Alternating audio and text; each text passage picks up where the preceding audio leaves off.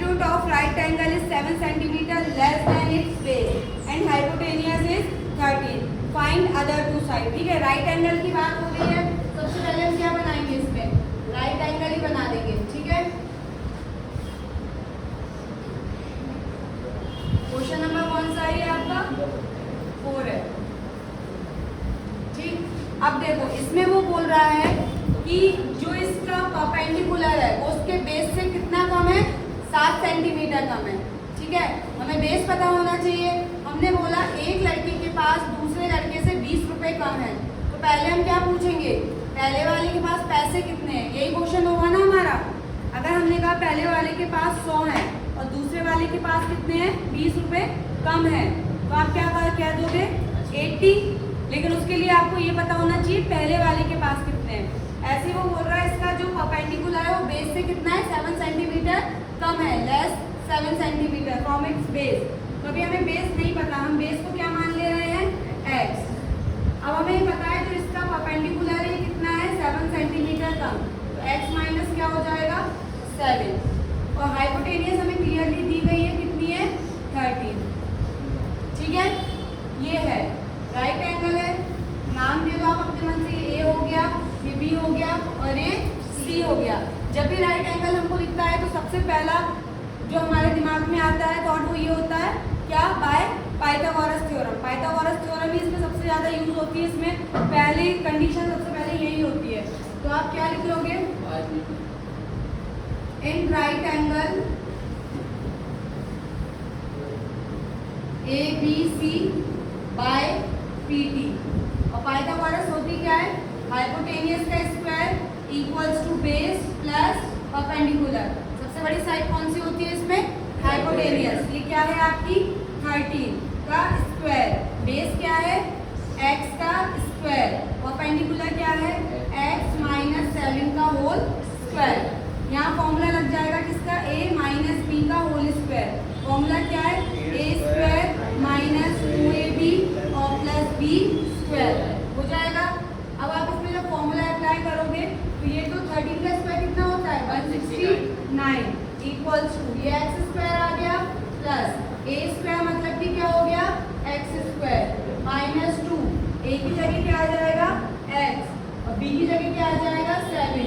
B square मतलब 7 का square, ये कितना हो जाएगा, 169। एक्स और एक्स कितना हो गया, 2x स्क्वायर माइनस 7 2 जा 14x प्लस 7 7 जा 49। इसको भी साइड ले आएंगे, 2x square minus 14x minus के 49 और माइनस के 169। ऐसे ही होगा, इस साइड आगे प्लस का है, इस साइड आगे किसका हो जाएगा, माइनस का। कोई डाउट है क्या बेटा, फिर पहले से आता है। अगर आप यहाँ पे 100 बच्चे भी बैठे होंगे ना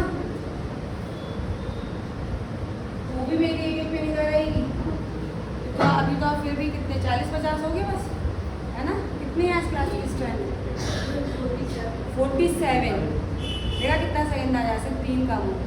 यहाँ 100 भी बैठे होंगे ना तो भी एक पे अलग अलग निगाह रहेगी मेरी, कौन क्या देख रहा है, क्या सोच रहा है, क्या स्माइल कर रहा है, कितना आता है। सो जाओ बेटा, अमन सो जाओ। ठीक है, इक्वल्स में क्या आएगा, इसमें भी इक्वल में 0। इसमें भी आप देखो 2 का डिवाइड कर सकते हैं। अगर हम 2 का डिवाइड नहीं भी करेंगे तो भी हमारी इक्वेशन सॉल्व हो जाएगी, लेकिन कैलकुलेशन का मतलब ही होता है जितना उसको सिंपलेस्ट फॉर्म में लेके आ सके।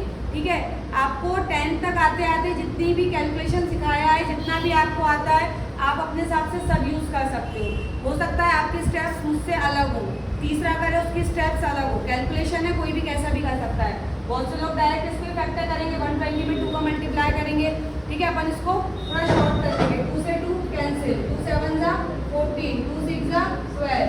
यहाँ पे लिख लेना डिवाइडेड बाय 2 बोथ साइड। ठीक है, मेंशन कर दिया करो जो भी कर रहे हो। एक्स स्क्वायर माइनस 7x और माइनस के 60।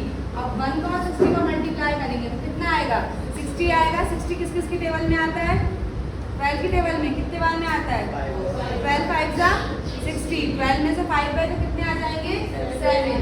X square minus 12x plus 5x और माइनस के 60।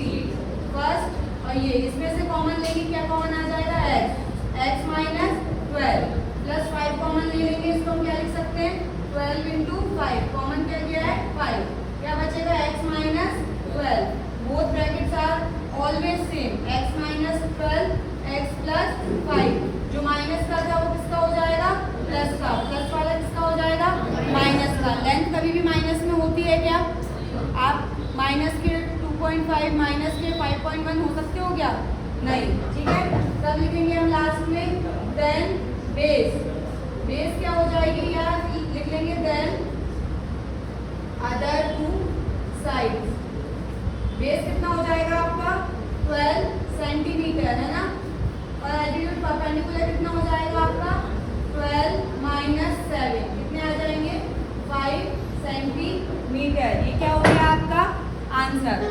डाउट है इसमें, चलो अब नोट कर सकते हो आप, पहले इसको करो फिर पीछे वाला नोट करेंगे।